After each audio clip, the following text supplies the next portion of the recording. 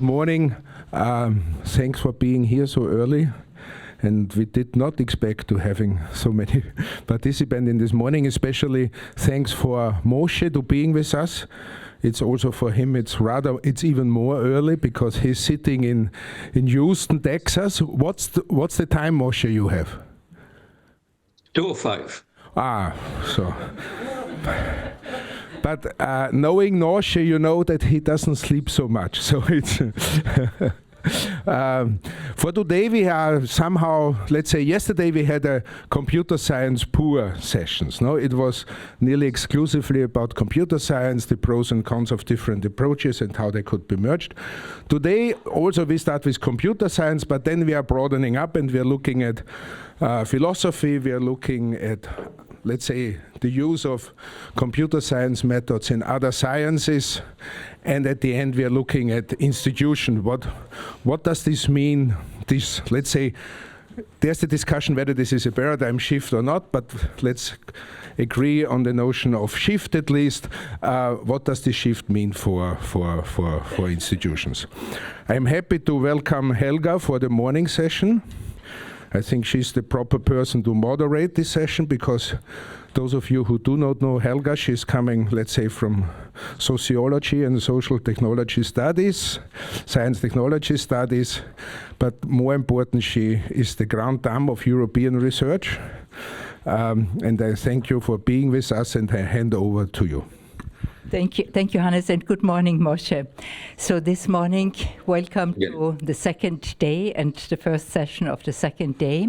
The theme of this morning and of this session in particular is, are we moving towards a new science, new computer science?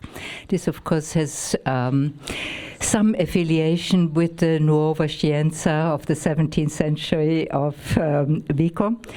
And at that time, it meant to bring in the humanities.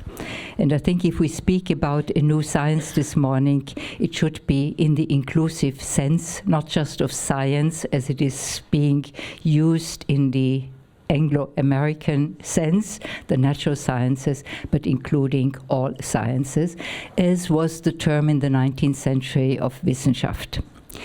So I'm very happy to be able to introduce Moshe. Moshe hardly needs an introduction.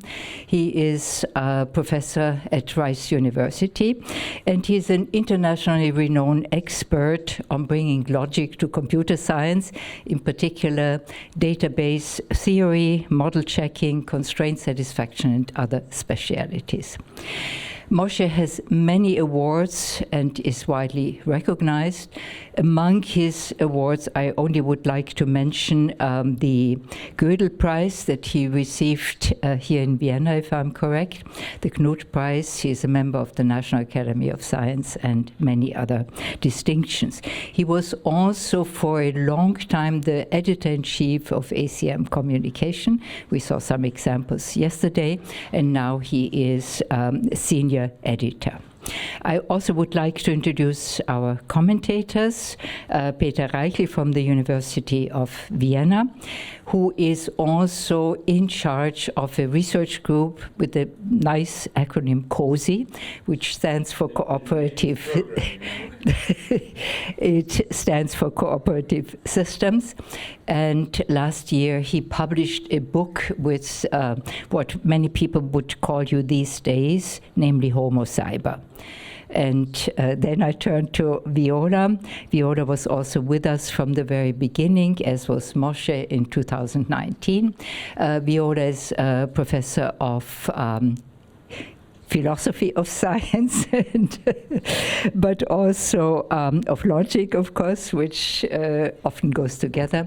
She specializes in the use of ethics, but already in the design and development of AI.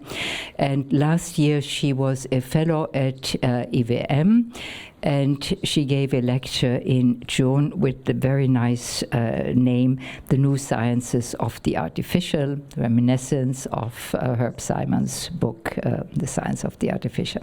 So I will stop here and we all listen to what Moshe has to tell us. Thank you for this introduction. Let me share the screen.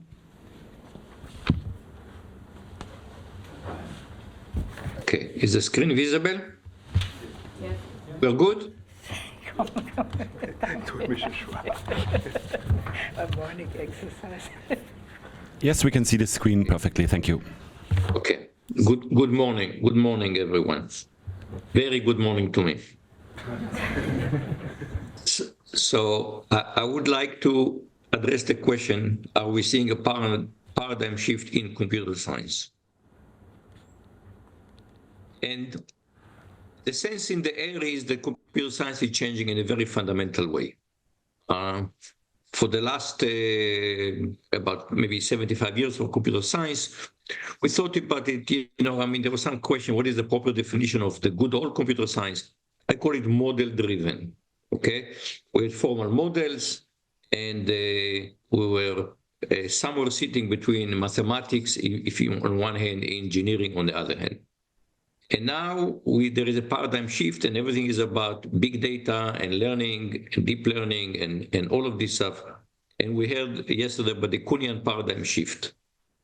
And the typical example when people think about the Kuhnian paradigm shift is a shift from the geocentric model to the heliocentric model. So after, it took a while before people accepted that the sun is in the center and the earth rotates around the suns. But once we accepted it, the Ptolemaic model was just thrown away. I mean, it's not needed at all. Nobody ever studies the detail of the Ptolemaic model. That's it. We have a new paradigm.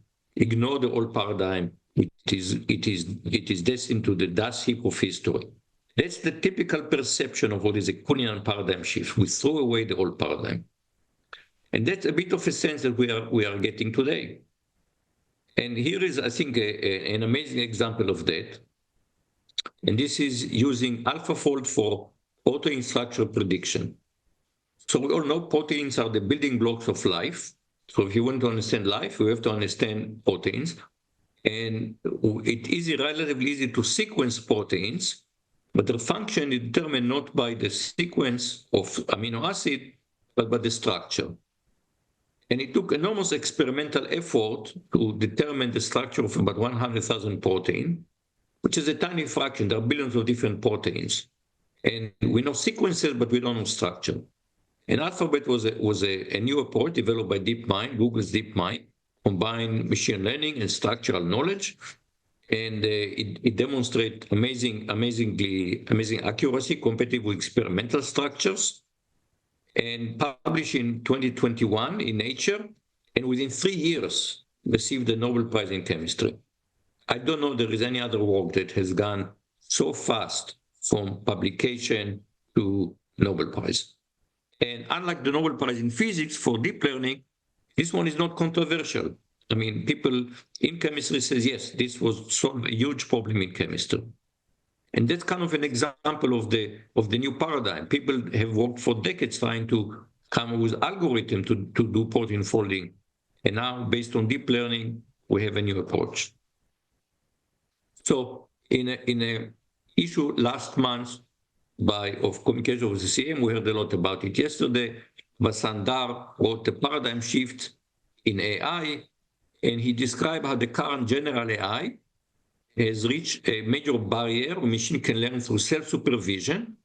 And he argued that by now, AI is what we call general purpose technology. So the biggest shift in engineering, at least, is when we have general purpose technology. Electricity is general purpose technology. Computing was a general purpose technology. And now he argued that we have a new general purpose technology, and we will see a rapid development of transformative application across the economy. And in particular, for the first time, we can converse with an entity, however imperfectly, about anything, as we do with other humans. So, paradigm shift, that's the argument. And the trend that we've seen over the past several years was what's called scaling. And the scaling hypothesis was put forward by Rich Sutton in a paper 5 years ago called The Bitter Lesson. And the point he argued is that just throwing, so to speak, money at the problem, okay, that is throwing more computing resources at the problem, has been more successful than trying to be clever, than trying to design leveraging human knowledge to design algorithm. And the poster child for the success of scaling, or GPT, so GPT-2 had 17 million parameters, GPT-3 had 175 billion parameters. ChatGPT was based on GPT 3.5. And some people have calculated that by the time we get to 5 quadrillion, so a quadrillion is 1,000 trillion. If we get to 5 quadrillion, let's ignore the cost, let's ignore the energy demand, we will get to artificial general intelligence. This is actually debatable because there are some recent reports that this trend, the scaling and success of training, has plateaued. Just an article from November 13, Bluming report, the OpenAI, Google, and Anthropic are having trouble making better models, seeing less progress despite higher cost. 2 days later, Reuters reported OpenAI, again, now they're looking for new ideas. They're seeing that just scaling does not seem to work. And it was put very sharply by Ilya Sutskever. So he's the ousted OpenAI co-founder, and I'll come back to this, to the OpenAI saga. And he argued that just continuing to scale AI model, that has plateaued. And he wrote, the 2010s were the age of scaling. Now we are back at the age of wonder and discovery once again. Everyone is looking for the next thing. Sutskever says, scaling the right thing matters now more than ever. Just taking neural nets, make them bigger, more parameter, stop working. So are we seeing paradigm shift or paradigm glide? So there's no question that we have seen what we've seen in machine learning over the past, since the beginning of the previous decade, let's say the past about 12 years, has been revolutionary. On the other hand, I think I would, if I may say so, the paradigm shift has been exaggerated. I mean, if you look at the structure of scientific theory, what we saw with the Ptolemaic model being replaced by the Copernican model, it's actually an exception. Most of the time, the new paradigm refines the old one. It doesn't just displace it. I mean, we still go to the moon with Newtonian mechanics. We have not thrown away Newtonian mechanics. We just learn when to use Newtonian mechanics, when to use general relativity, when to use quantum mechanics, but we did not throw away Newtonian mechanics. And I think the same will be true. Yes, we have learned that the power of data is quite amazing. But data-driven science, I would argue, refined model-driven science does not replace it. And in fact, you have seen now, just about a month ago, a group of researchers from Apple published a paper understanding the limitation of mathematical reasoning in large language models. And they wrote, we found no evidence of formal reasoning in language models. The behavior is better explained by sophisticated pattern matching, so to speak, stochastic parroting. So fragile that in fact changing names can alter result by 10%. And as an example, they have a conversation with ChatGPT 01 preview, and they ask, how many times in my life can I subtract 5 from 35? And the answer given, well, you can subtract 5 from 35 only once, because after you subtract from 35, the number is no longer 35, but 30. And that reminds me of, again, going back to the classical Greek. You cannot you cannot step in the river more than once, because the river is different and you are different. So suddenly ChatGPT 01 is being philosophical rather than mathematical. So it was mentioned before that the older paradigm was, Thomas Hyde talked yesterday about engines of logic as the previous kind of paradigm of computer science. And if we try to understand these two paradigms, logic and machine learning, we go back to Kahneman's book, Thinking Fast and Slow. And we saw that human learning, human intelligence is not simplistic. We have the forebrain and we have the lizard brain.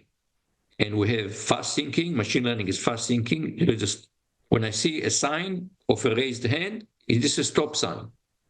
But what should I do when I see a stop sign? That's a rule. This is slow thinking. So logic is about language and meaning, and machine learning is a different type of intelligence. And that's it, we need both.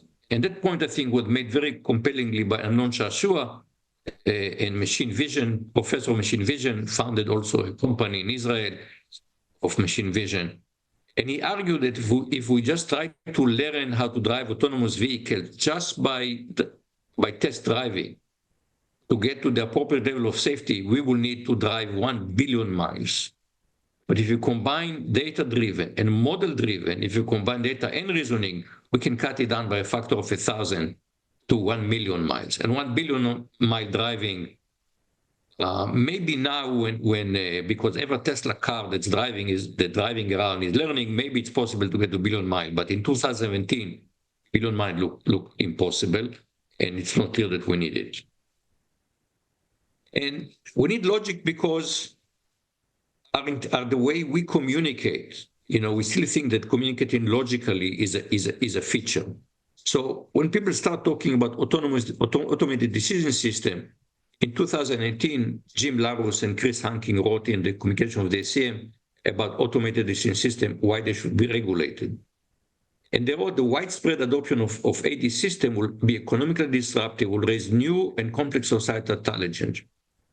Disdain for regulation, they argue, is pervasive throughout the tech industry. In the case of automated decision making, this attitude is mistaken. What are automated decisions? For example, more and more we are seeing such system being deployed in the justice system for making parole decision, for making bail decision. And so now how to regulate? Where are demands that we should require? Fairness, accountability, transparency, explainability. But what kind of explanation do we want? We don't want to say this neuron fired, so no bail. That's not an explanation. We need explanation in the level of human reasoning, and that will go back to logic. So let me kind of give you a very brief crash course in logic, and I won't give you the 2,500 years of history, but I'll just go back to the middle of the 19th century, where George Boole figured out how to treat logic algebraically. The 19th century was the century of algebra. And Boole looked at Aristotelian syllogism, and he argued that logical conjunction, when we say and, can be viewed as multiplication. And logical disjunction can be viewed as addition. And so by the time you have multiplication, addition, and negation, you get an algebra that we call Boolean algebra. And out of this, we get the problem of Boolean reasoning. So allow me to be a bit technical here. So now we see here that we have an expression, and the expression says not x1 or x2 or x3 paren, and not x2 or not x3 or x4, close paren, and x3 or x1, x4. And the variables are Boolean variables, so they're assigned 0 and 1. And the question is whether there is an assignment that will make this expression come true. Can we satisfy these constraints? And this is called Boolean satisfiability. And this problem essentially people start thinking about it as an algorithmic problem in the 19th century. And already then people realized this is a difficult problem. William Stanley Jevons, follower of Boole, wrote, I've given much attention, therefore, to lessening both the manual and the mental labor of the process. I shall describe several devices which may be adopted for saving trouble and risk of mistakes. So we describe, in fact, how to build logic machines. The first logic machine was built by Jevons. A German algebraist, Ernest Roeder, getting a handle on the consequences of any logical premises, or at least the fastest method of obtaining these consequences, seems to be one of the noblest, if not the ultimate goal of mathematics and logic. So the problem was known to be difficult already in the 19th century. By the early 70s, Cook and Levine independently showed its NP-complete. Again, not going to definition, it means in computer science, they believe the NP-complete problems are hard. So mathematically, we established hardness in the early 70s. On the other hand, there has been an effort going back to the early days of computing to actually solve the problem. And this goes back a paper in 1955, logic theorist, and then you see a sequence of paper. And by the early 60s, we had something called DPLL, Davis, Putnam, Logman, and Loveland, which is an algorithm to actually solve oppositional satisfiability. Now, the problem is hard. So by the early 90s, we can solve problems with maybe hundreds of variables, but not more.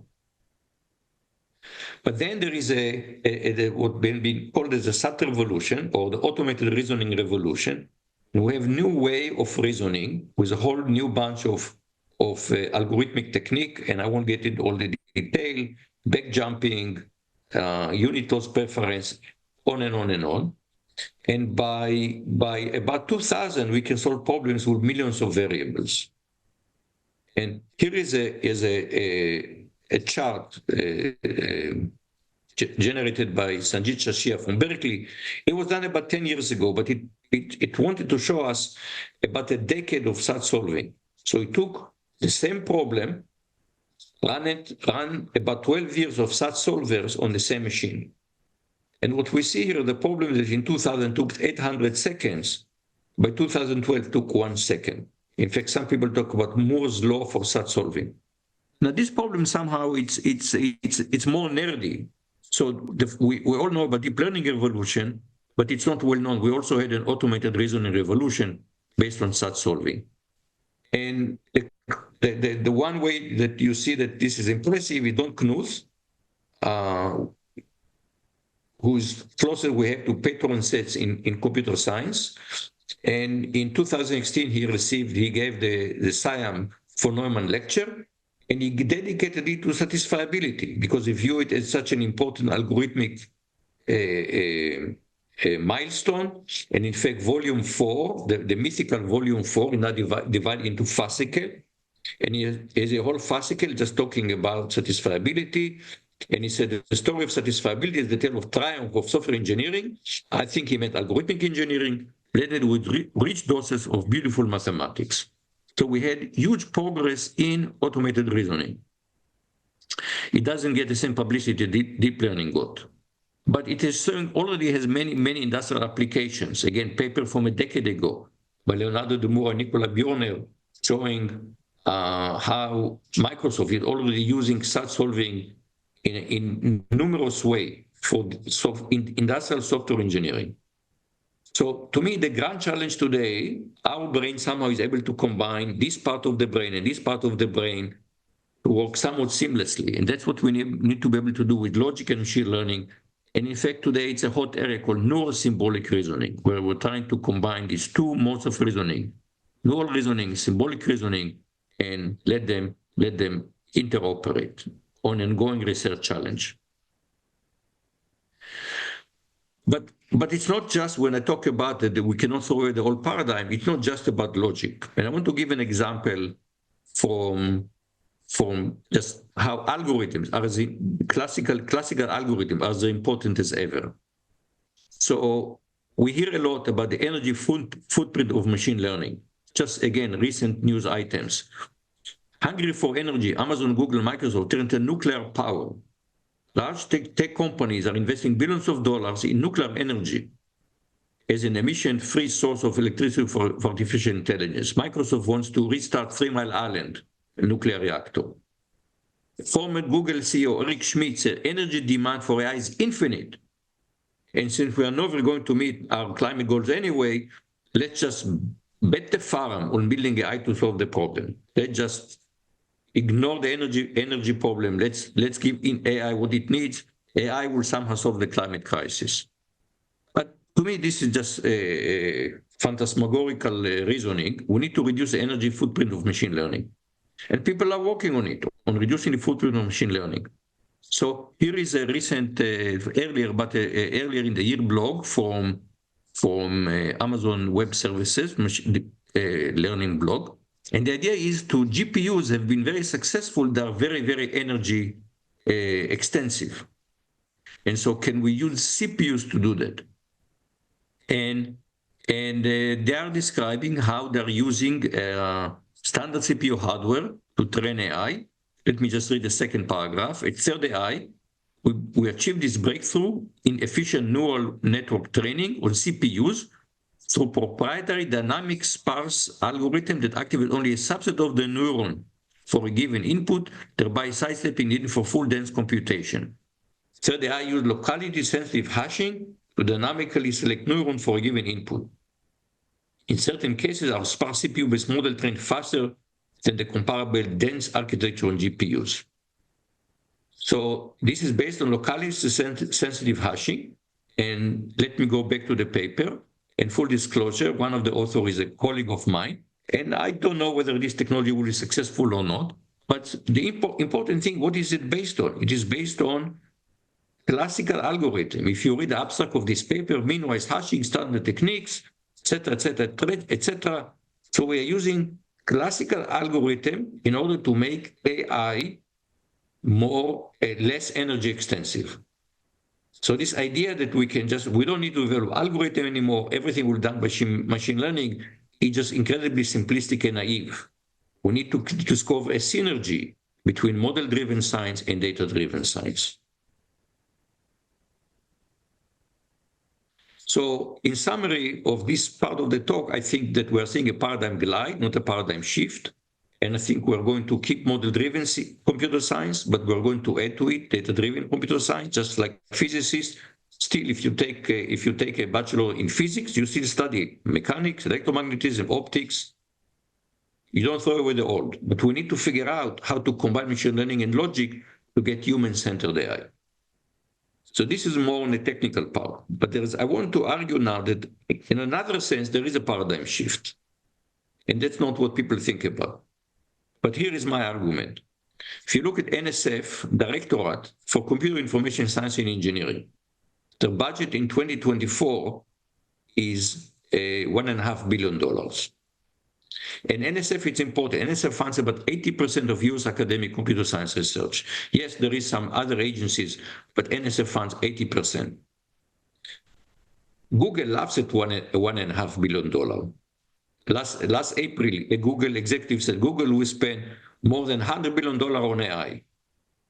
So if you watch now what's been happening in the United States, but Europe is a whole other story. My European colleagues tell me that Europe lost AI. Europe is just not anymore a major player in AI. But if you look what's happening in the United States, the center of gravity moved decisively to big tech. Okay, if you look at where the research is done, who has the money, who has the resources, it is especially in machine learning. It's in the tech industry. Now you say, what does it matter? It does matter, because there is a fundamental difference between academia and industry, and we forgot it. For many years, we tended to think that we are just the two sides of the same coin. But what is academia about? I'll go back to the AUP, American Association of University Professor, 1940 Statement on Academic Freedom. Institutions of higher education are conducted for the common good. This is the purpose, for the benefit of society. ACM Code of Ethics, computing professional accent changed the world. To act responsibly, they should reflect upon the wider impact of their work, consistently supporting the public good. What is big tech about? Profits. Profits trump the common good. I've written last January, I mean, almost I can call this piece a cri de coeur. Computing, you have blood on your hands. And the blood on our hands is not coming from academia, it's from industry. And I think I mentioned before Ilya Sutskever. The OpenAI saga is very demonstrative of this. So here is the plot of the saga. OpenAI was established about almost 10 years ago, 2015, as a non-profit. Why non-profit? For the common good. In 2019, they established a for-profit subsidiary to attract investment. We need money to do that. But they created it was subsidiary. So the non-profit, the board of the non-profit will be in control. That was the idea. And indeed, they were able to raise billions of dollars. And in December of 2022, they launched ChatGPT, and that changed the world. But just about a year later, the board of the nonprofit fired Sam Altman. And why did they fire him? They didn't want quite to say it immediately, but eventually became clear that they thought he was more focused on growth, and they were very concerned with safety. And then there was a huge kerfuffle and huge pressure by the investors, and it was big money versus big principles, and shockingly, big money won. And five days later, Altman was reinstated as a CEO, and some of the board members, the non-profit board members, had to resign. Ended up resigning. Satskever is one of them that had to resign, started the new company now. But it's not just about ethics. I want to tell you another saga that shows how the center of gravity has shifted and what is it doing to us as a research community. So in 2021, the same year that AlphaFold was published, another paper from Google, a graph placement methodology for fast chip design, published again in Nature. And what a graph placement is a classical physical design problem for semiconductor. After you do logical design, you have to put it on a chip. So you have to put it on a plane. You have to place the elements on silicon. And what they claim in the paper was the deep reinforcement learning beat the classical technique of simulated annealing. The paper already has over 600 citations. But if you look at the paper and you ask, okay, what is the evidence? Are the results replicable, reproducible? The answer is no. The benchmark were previous generation of TPUs, so it was proprietary hardware of Google. So you have to take this paper. You had to take this paper on faith because they did not produce reproducible results. And I was shocked to see that Nature was so eager to publish another sensational paper that the compromise on standard editorial standards, the result should be reproducible. And the result of this paper was not really reproducible. And Igor Markov, who was expert in the area, just published a paper in CSCM, Google Reinforcement Learning for Integrated Circuit Microplacement, where he wrote cross-check data indicate that the integrity of the Nature paper is substantially undermined owing to errors in conduct, analysis, and reporting. Nature has been slow to enforce its own policies. And I can, without getting to tell, I can tell you that Google is very unhappy about the CSCM paper, and CSCM is kind of under a fair amount of pressure from Google about publishing this paper. So it matters where the center of gravity is. So let me conclude. Progress in machine learning has been revolutionary, undoubtedly. So has been progress in automated reasoning. The reports of the demise of formal CS are greatly exaggerated, but the center of gravity of computer research moved to big tech, and that is a problem for all of us. Thank you very much.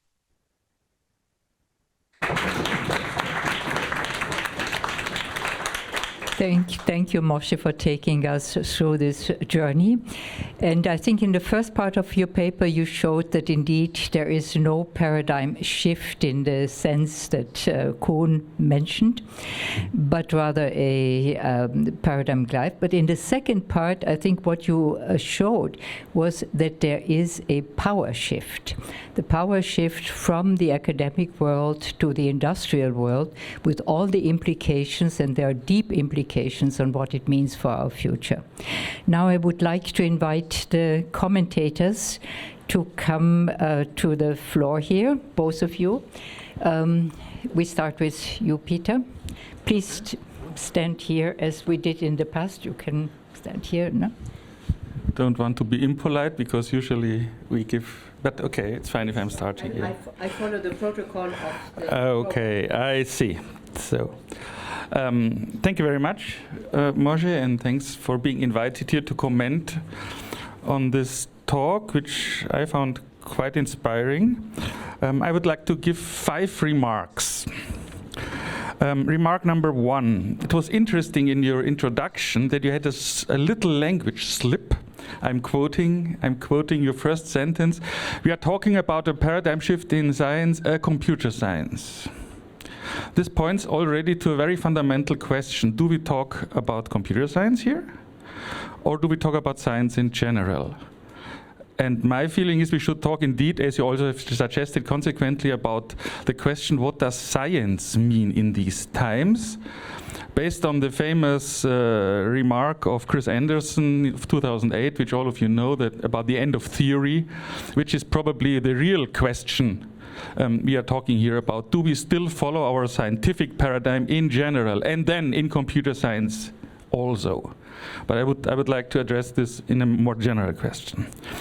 Remark number 2, I fully agree with Moshe that we do not have a Kuhnian paradigm shift, but I just took the liberty to look into the book of Kuhn, how he is defining a paradigm shift.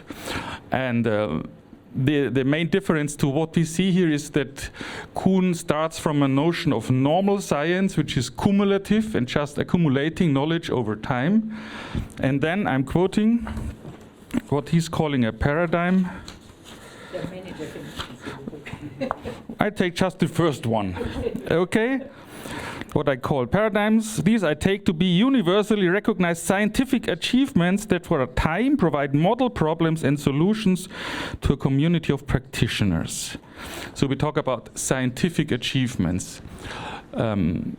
I think we all agree that the recent hype around all this artificial intelligence and machine learning is an engineering achievement. It's just based on the fact that we now have the machines to realize what 20 or 30 years ago has been thought. So the question, if you are talking about a paradigm shift, would be, has this shift happened 20 years ago, 30 years ago? When the basic fundamental advances in artificial intelligence have been made. We are not talking about the question today. So this is my note on Kuhn. Remark number 3, you mentioned this automated decision systems, which is a very good example for something I would like to point out as one of the essences of this shift we are talking about. When I'm talking about artificial intelligence, I usually bring my own artificial intelligence with me, which is a hardware, specific hardware, for a certain strategic game called NIM. Have you heard about NIM? So basically the game is as follows. You have 14 marbles. You are playing against the computer. In each step you can take 1, 2 or 3 marbles, and the computer takes 1, 2 or 3, and the one who takes the last marble loses the game. Okay, and there's a fantastic hardware. I brought it with me, in fact, which is called Dr. NIM, which beats almost any human being in this strategic game, despite the fact that it's made of plastic.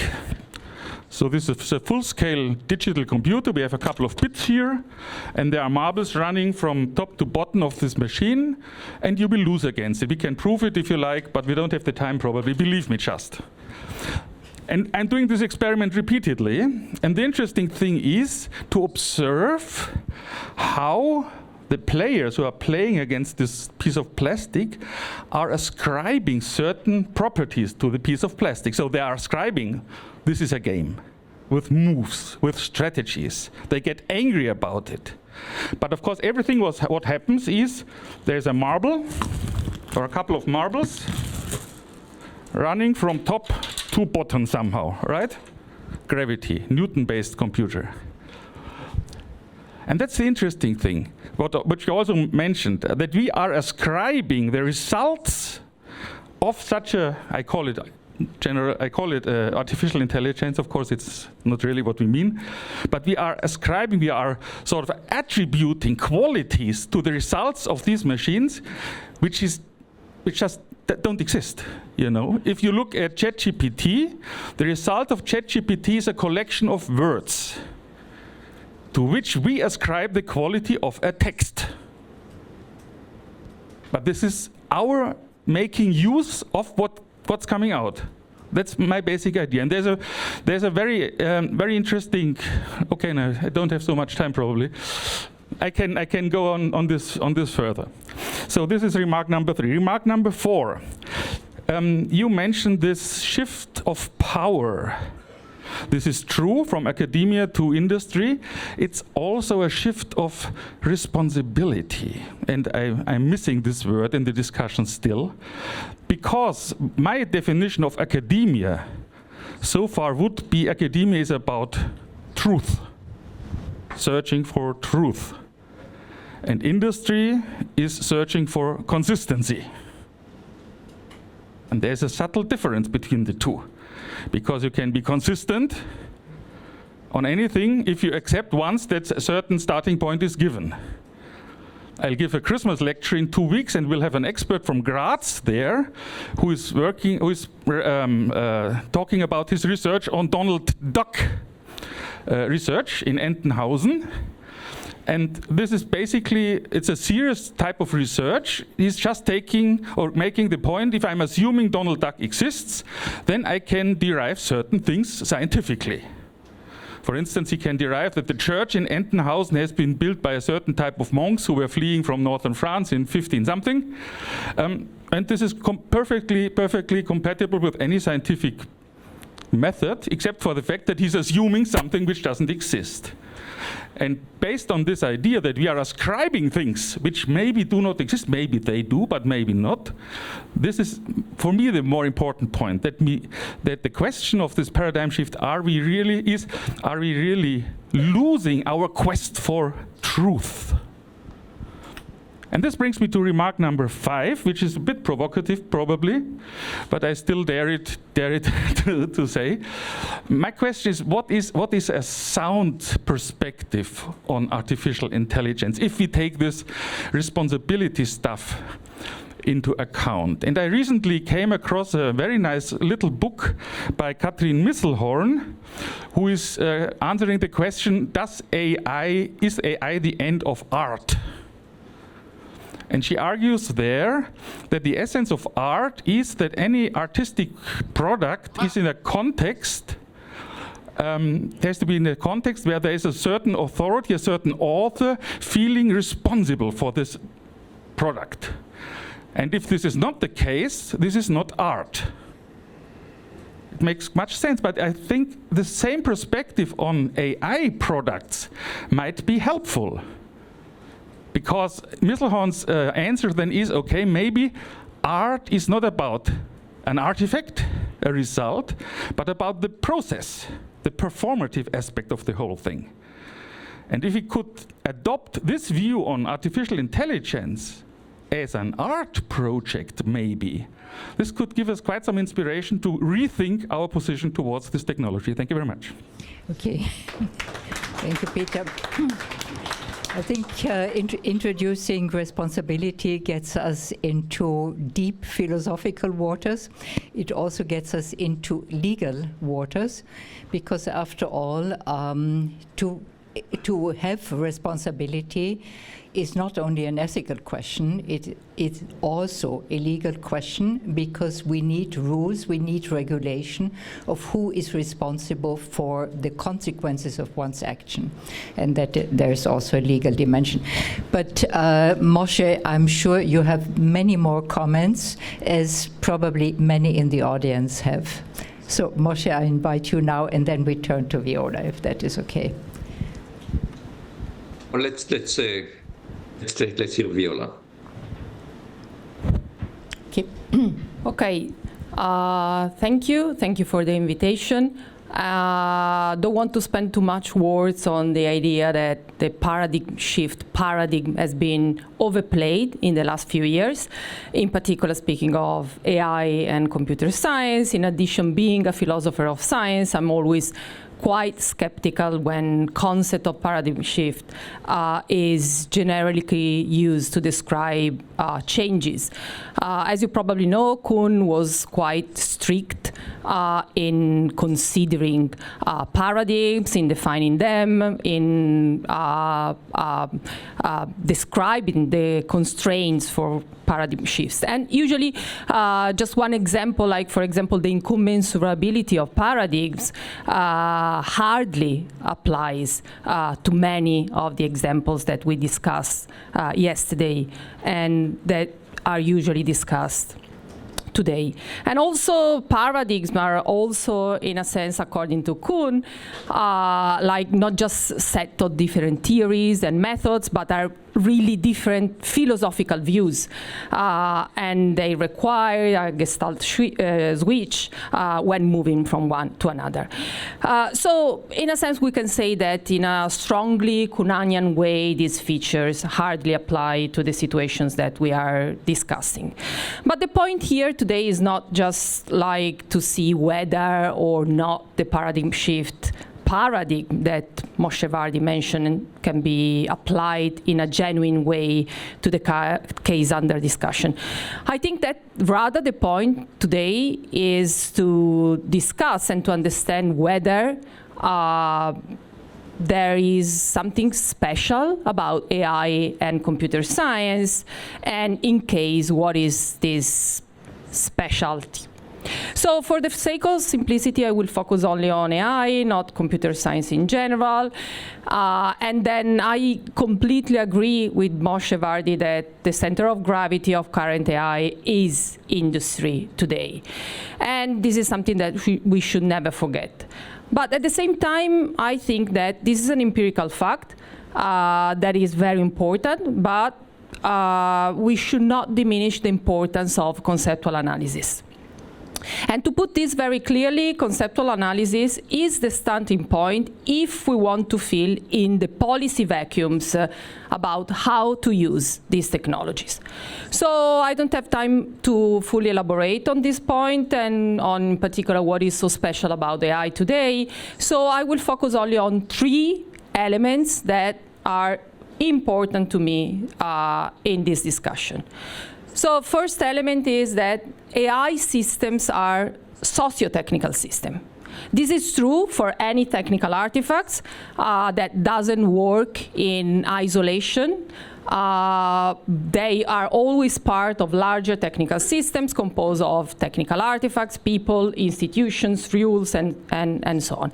But this is even truer in the case of artificial intelligence, because artificial intelligence is designed to smoothly interact with humans, but also to adapt to humans and to change in accordance to this interaction.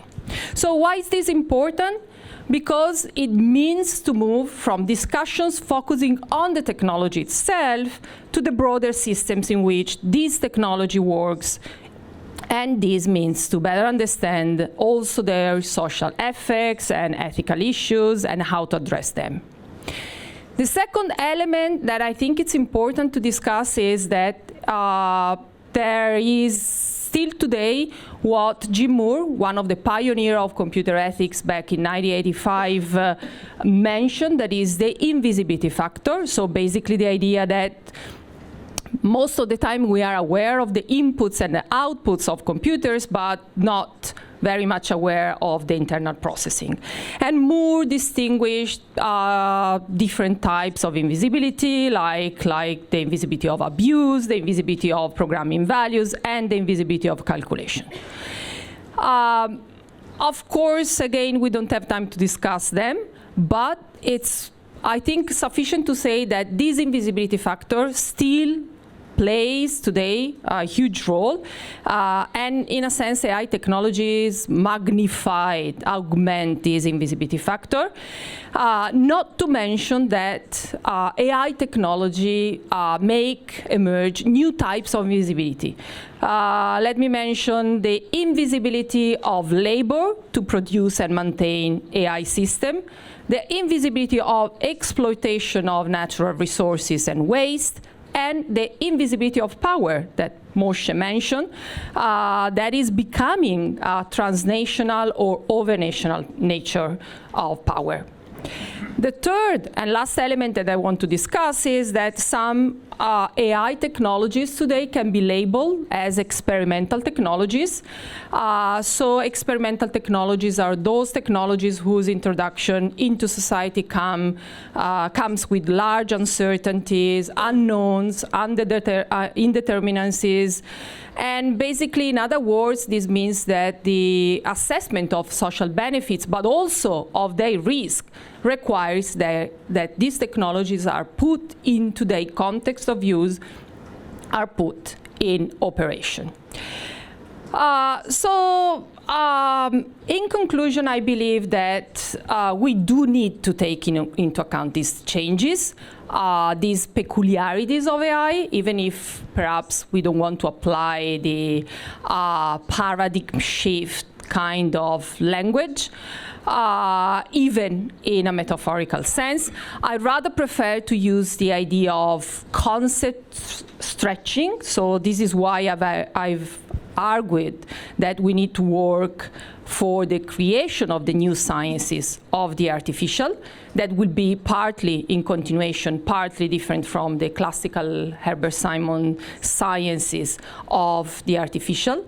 At the moment, these attempts to investigate the conceptual foundations of AI move like between two extremes.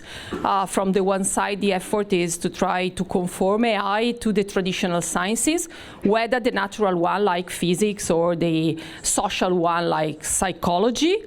From the other side, there is the idea that AI is not a proper science and should be regarded rather as an engineering. So my main hypothesis is that AI is a science, as Helga mentioned it, in a more larger and encompassing way. It's an artificial science that is in part in continuation and in part in discontinuity. And this is important, not just for the sake of the disciplinary discussion and stuff like this, but it is important because this kind of conceptual analysis, I believe, can be the starting point to fill in many of the policy vacuums that we observe today. Thank you.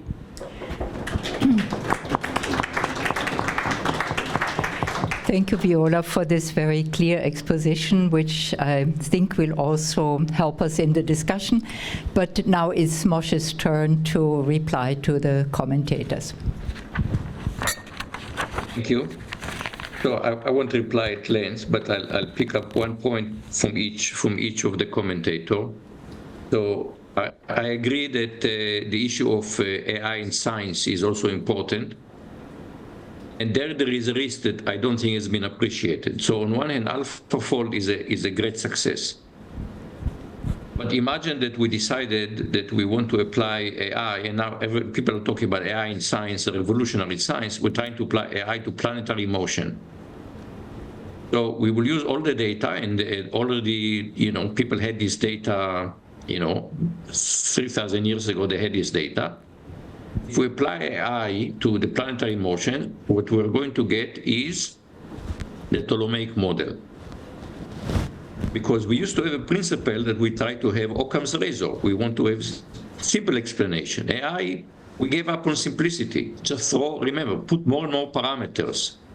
So if we throw AI at planetary motion, it will generate the Ptolemaic model. We will never get the heliocentric model. So we should remember that risk before we unleash AI on science. The point I want to respond, I completely agree with Viola about thinking of a socio-technical context. And one thing that I think deserves more attention, and also the other commentator talked about, it's our perception of it's not just the AI itself, it's how we perceive AI to be. And Daniel Dennett was an important philosopher of consciousness who passed away fairly recently. And just a couple of months before his death, he wrote an article in the Atlantic, I think, about the danger of he called them 4 humans. We're kind of creating we're into our socio-technical, into the human sphere. We're injecting new entities that he called them 4 humans. They're not humans, but we anthropomorphize them and consider as humans. And he said that this is something that we should do with great trepidation before we introduce these human-like creatures into our lives. And that, I think, in that sense, there is something new here. The life-likeness, the human-likeness of the new generation of AI is definitely something new. I mean, we used to think that this is a test for intelligence. Now we realize that Turing was wrong. This is not a test for intelligence. Nevertheless, it's a huge change, and we cannot ignore the depth of consequences. Thank you. Before opening the floor, I just want to follow up on what Moshe said about the use of AI in science and what is new. And let me just take you back to the beginning of modern science. And there, they called themselves natural philosophers in those times, not scientists as yet. And they had one anxiety, namely not to trust their senses. They lived in a world that was inhabited still in the common imagination by ghosts and spirits. And when you were doing an experiment, you had to make sure that your senses do not deceive you. And this is why a scientific ethos arose, namely scientific skepticism. Not to trust your senses, not to trust what you see, even if you think the evidence is there. And scientific skepticism is an epistemic virtue. And I think scientists also today recognize that this is a virtue that needs to be kept. And Richard Feynman put it in one of his famous statements, of which there are so many. He said, from science we learn how not to fool ourselves. So I would like to open the general discussion. We have a rich menu in front of us, and we start with Enrico. With Enrico, yes. Okay. And please, everyone who gets the microphone, introduce yourself. Okay, Enrico Nardelli, University of Roma Tor Vergata. And I have a couple of remarks about the issue of application of AI to science, in particular the danger of data-driven science without having sound models. The first one is a theorem that I guess Moshe knows very well, which is a almost 10 years old result by Christian Calude and Giuseppe Longo that proves that in any large database there are spurious correlation, and you can find spurious correlation in a large enough set of data, even if the set of data has been completely generated at random. So if you go and look inside data and don't have a sound model of what you are looking for, then there is no way you can find anything, but it is not necessarily correct. And the second comment is that the use of generative AI, since these are tools that are based on statistical analysis, they tend to cause what they call a regression to normal. So since they are trained on vast amount of data and they represent in some sense, the average, what is the average in the text, then they cannot represent the border cases that in many cases is what provides scientists a jump ahead. So there is this danger. Then I'm not saying that they are not useful, but they have to be driven by sound models and attention to these issues. Moshe, the question was addressed to you.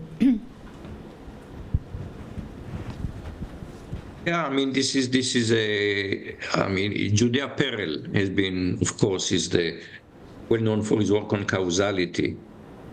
And, is some fundamental concept that right now is missing in AI. And so, yes, if you don't have causality, then all kind of spurious correlation, and that's even before when in research people said, okay, in medical research people say, okay, yes, this drug does this, but what is the mechanism? Because if you don't understand the mechanism, then all you have are correlations. So yes, I completely agree that causality has been neglected in the most recent wave of AI. Other questions? Yes, in the row in the middle. Yeah, hello, I'm Hernan from the Vienna Complexity Hub. The 2 points, I'm going to start for the end. You were talking about this power shift or paradigm shift to the private sector, and you make it sound as something necessarily bad, which could be, I have no idea.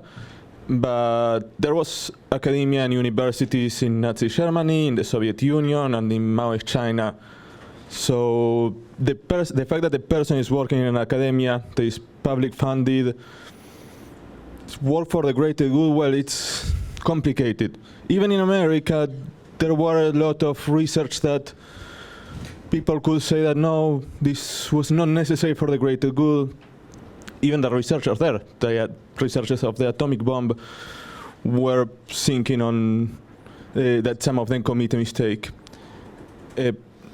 That's on one side, and it's not a new problem, because even people like Galileo that you mentioned, before actually raising the head to the sky and look to the celestial bodies, he just looked at the horizon and said, hey, I can see the enemy further, and walked to the armory and got the funding for his life and investigation.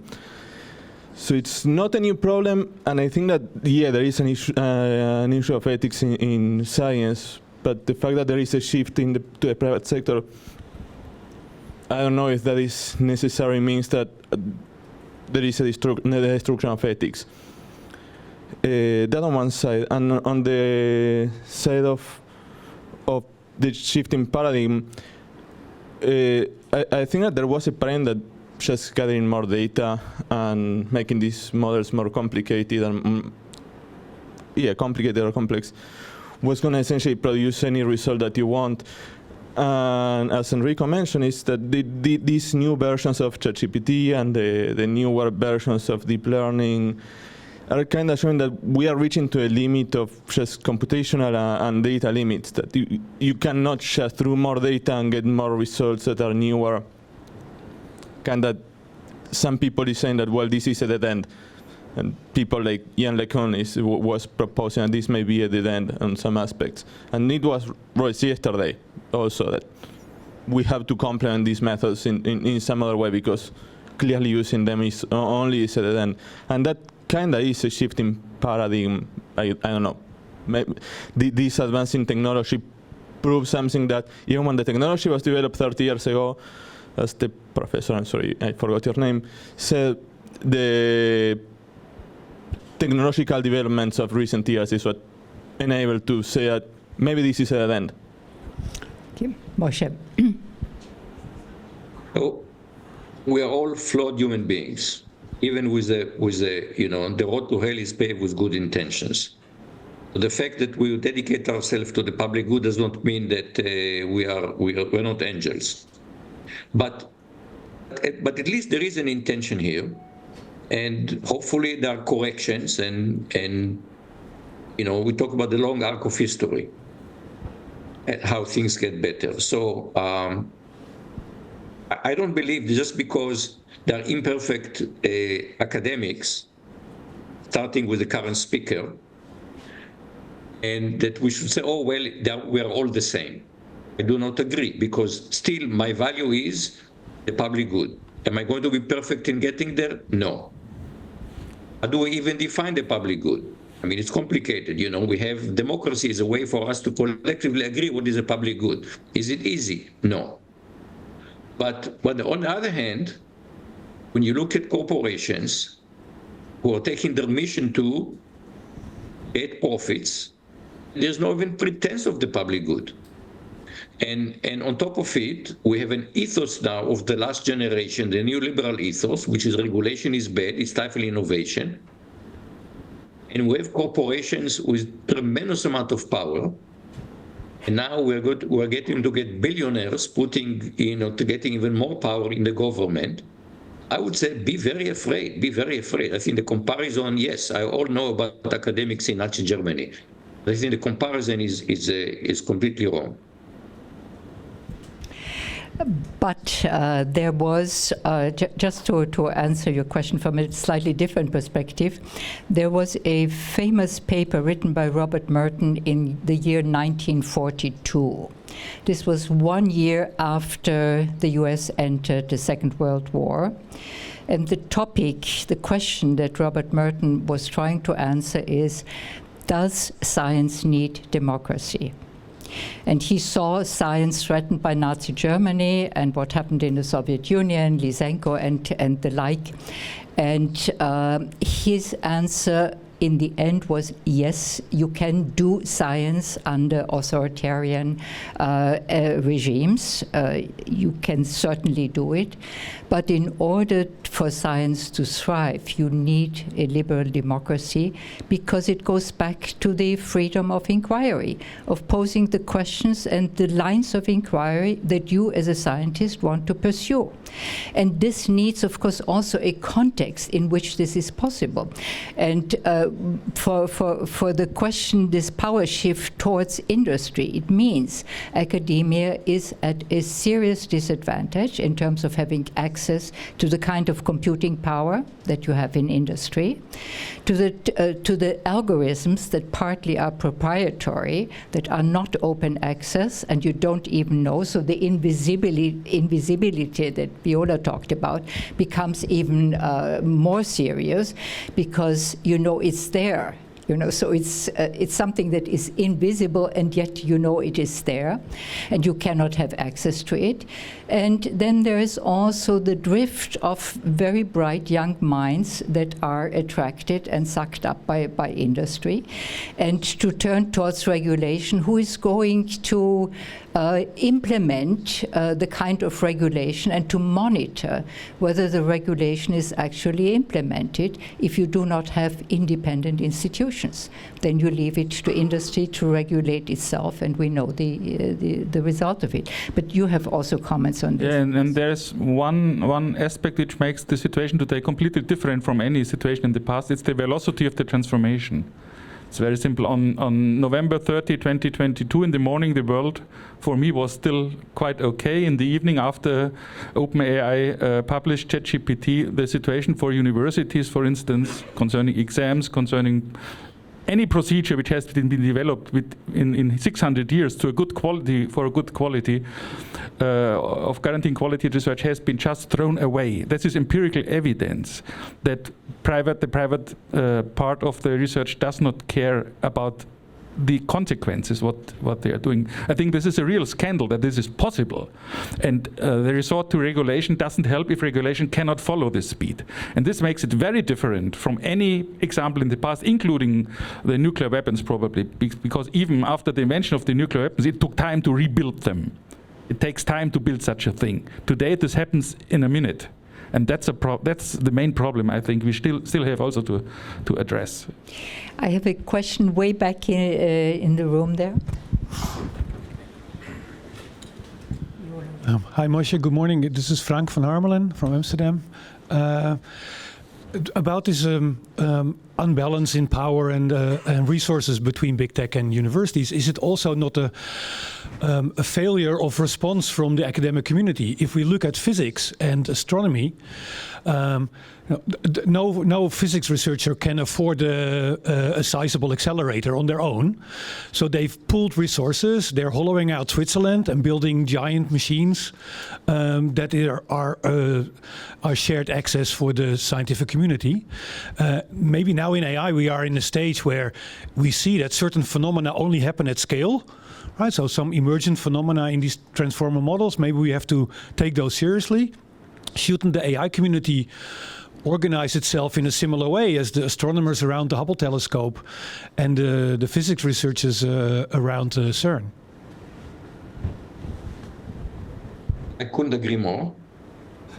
I mean, the problem is deeper than that. If you actually look, especially in computer science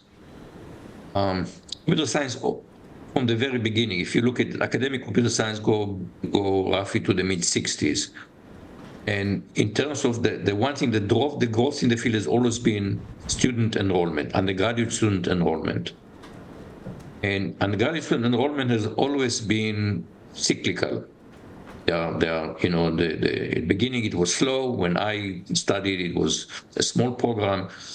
Then the PC was introduced. We had a wave up, then the wave down, internet. We had the dot-com bust. Then sometimes around 2010, enrollment started growing. They've now been growing for about 15 years. And right now at Rice, computer science is the largest educational program because we have so many students, we need faculty. So the whole area is growing. You have more and more, we have to hire faculty to teach the student. But you look at NSF funding, it has not grown up, it has not increased at the same level. So academia is actually have been, rather than to say, let's build a CERN for AI, truth is that academia has been, computer science has been starved of resources. And in fact, what you see now is because we've been starved of resources, people, you find many people are academics, well, not purely academic, they spend some time in industry because they have a hard time, if they want to do the research, they have a hard time doing it just funded by the federal government. And so they end up developing academic industrial relationships. So even the speaker who talked about the academia versus industry, in some sense, there was a point there that even academia is now getting in bed, so to speak, with the industry. I wish that it would be true that if scientists get together, they can change the world. But even CERN, I mean, it was not just the scientists. It was the wish of governments after the Second World War in Europe to use science as a way to show that Europe can get together again. Other questions here in the audience? Yes, the lady here. Hi, my name is Anna Weichselbraun. I'm an anthropologist of technology at the University of Vienna. And not that the purpose of this workshop is to find the right term in the history and philosophy of science to describe what's happening here and whether paradigm is the right one. I want to propose a different one. Ludwig Fleck, who is a precursor to Kuhn, described different thought collectives and thought styles. And that's something that I've noticed. I was watching yesterday in the live stream several of the speakers bringing up examples of ChatGPT not being able to do math or logical reasoning, and it seemed like the affect behind that was a sort of incredulity or an indignation that this could be a thing that people are proud of because it's not even doing this logic thing, and it seems to me that that's an indicator of some different thought styles, right? There's the symbolic community with its emphasis on knowledge graphs and logic has a different sort of set of commitments, epistemic commitments and virtues that it's pursuing, and that's coming up against this other very powerful and very popular technology, motivated by, as you were saying, different kinds of commitments, which run to profit and to commercialization. So, that's just a suggestion. Wondering what you think of that. I want to clarify. I'm not surprised at all that the Gen AI today, the LLMs, cannot do logic, cannot do reasoning. They've never built to do that, okay? They have been built to generate text that sounds reasonable to people, and they are very, very good at that, okay? For some reason, that success has got into people's head to say, this is it, we don't need anything else, we just need LLMs. And the answer is that human intelligence itself is multifaceted. It is not some monolithic thing, and we know even people who Minsky talked about the society of minds, okay? And therefore, if we really want to build intelligent systems, we need to look at different components of intelligence. And they may require different computing architecture to accomplish them. And then we need to think how they interoperate. Okay, this mania that at LLMs, we just need to make them bigger and then we'll have intelligence. It's just part of people, there is a phrase, don't drink your own Kool-Aid. People just end up believing their own hype. The possibility of using large language models has been called by Elena Esposito, we should not speak about artificial intelligence, but about artificial communication. And this brings me back to your work on artificiality and what you make of it when you are asked the questions that we just have heard. And at the same time, I think it's important to recognize this sort of gap. I quite often observe that, like, one thing is the discourse within the academia, so what we discussed, for example, yesterday. And another completely different thing is the discourse outside academia and, like, the kind of enthusiasm, also the basically coincidence between, like, ChatGPT and artificial intelligence, as they were basically the same thing. I do think that it is important to recognize this kind of difference and this gap. Otherwise, again, we risk to just stay and say, okay, also we were discussing over dinner yesterday, okay, but this is just a hype, and then companies want to invest in AI, they are just so enthusiastic, but this is not true, this will finish, and so on. I don't know how to try to bridge a little bit this gap, but at the same time, it's very, very important that we speak out about these things, and also, like, to try to clarify. Of course, I do kind of conceptual work, others do other kind of works, but I think it's very important to try to bridge a little bit this gap between what is within academia and what is the current hype and the current discourse on artificial intelligence. Which is part of the old problem, how to bridge the gap between science and society in general. I see no hand up for the time being, except Hannes, please. Hannes? Thanks, and thanks for the discussion, because the last word brings me back to digital humanism. Because I think as a framework, it really helps for understanding what's happening. On one side, you need different disciplines, I think, which is very clear in the discussion of today. And the second observation, which is coming very strongly by Moshe, is that we have to interfere. We have to interfere with society, we have to interfere with politics. So academia alone will not be sufficient. I think so we have to open up, and I think we are in similar time as it has already been before. And I think digital humanism could provide a framework for that, a framework for reasoning and a framework for acting. Thank you. This is what brought us together here, digital humanism, and we are very much aware that we have to continue to work on it. So please, one last statement by the three of you, starting with Viola. So my last statement is it's a worry. And then, okay, we have the right kind of environment, the kind of framework. Still, we have, like, also in Europe, kind of stories that go like, okay, regulation will block innovation.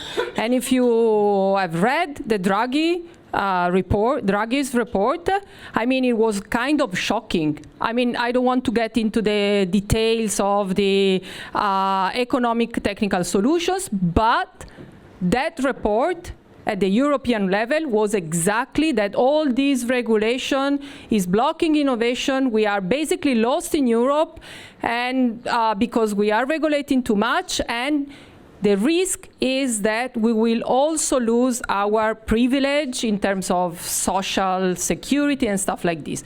So I think that, okay, we have the right of framework, but we still have a lot to do, and I don't know how to try to even start move in the direction of just what Moshe suggested, that it's not true that regulation blocks innovation. Peter? Yeah, I fully agree, and I think we should, under no circumstances, underestimate the importance of what's going to happen. So this is really comparable to what happened in the nuclear in the times of the Second World War with the nuclear weapons and nuclear energy, where also of course scientists regretted very soon that they put this on the table at all, and we are in this situation. AI will transform us so much, and we should never underestimate this. This is the most important thing. What this means for human beings, of course, for Homo Cyber and all of us. Yeah. Moshe, you have the last word. So I think that I want to say, as part of a generation of computer scientists, I want to say mea culpa. Because you look at our field, and Thomas High yesterday mentioned the Summer of AI, 1956, which was really the beginning of research program in AI. They write a proposal to the Rockefeller Foundation. Of course, they were naive. They thought in one summer they'll solve the problem.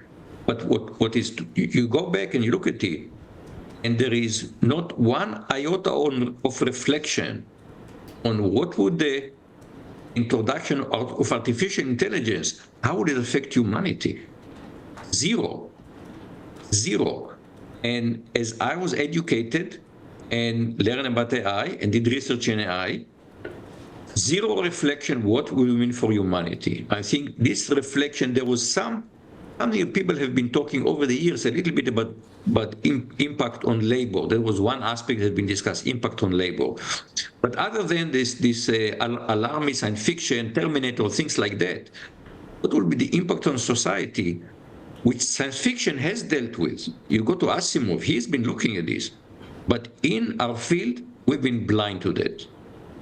And this mentality, which is just, don't bother us with stories about humans, we just like the technology.